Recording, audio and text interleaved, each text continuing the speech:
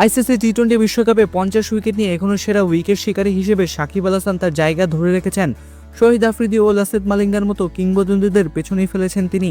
তবে সাকিবের সামনে এখন নিজের শাসন হারানোর সংজ্ঞা তৈরি হয়েছে। এবারে বিশ্বকাপে সেই শিরোপা দখলের জন্য ওয়ানিন্দু হাসারাঙ্গা ও রশিদ খানরা প্রস্তুত।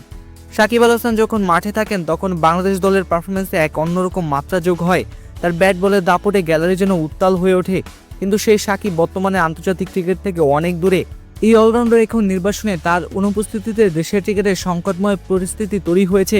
আইসিসি দ্বিমুখী নীতির কারণে বাংলাদেশ এবার প্রথমবারের মতো বিশ্বকাপ বয়কট করতে বাধ্য হয়েছে। তবে টি-20 বিশ্বকাপের পরিসংখ্যান থেকে সাকিবের নাম যেন উজ্জ্বল হয়ে উঠেছে। বিশ্বকাপে 50টি উইকেট নিয়ে তিনি এখন পর্যন্ত সেরা উইকেট শিকারী।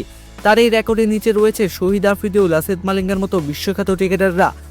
রাজনীতিতে জড়ানোর পর সাকিবের ক্যারিয়ার একভাবে থমকে গেছে। দেশে ছাত্র আন্দোলন এবং বিপ্লবের পর তিনি দীর্ঘ সময় ধরে দেশ ছেড়ে আছেন। এখন তিনি বিশ্বের বিভিন্ন দেশে টি-20 লিগ খেলেন। যিনি একসময় ক্রিকেট বিশ্বে জাদুকর নামে পরিচিত ছিলেন, আজ তিনি দেশের অস্তিত্ব রক্ষার জন্য সংগ্রাম করছেন। এবারে বিশ্বকাপে সাকিব নেই, আর তার 50 উইকেটের রেকর্ডও ঝুঁকির মুখে। ওয়ানিন্দু হাসারাঙ্গা ও রশিদ খান, দুই স্পিন জাদুকর, তাদের 37টি উইকেট নিয়ে সাকিবের রেকর্ড ভাঙতে প্রস্তুত।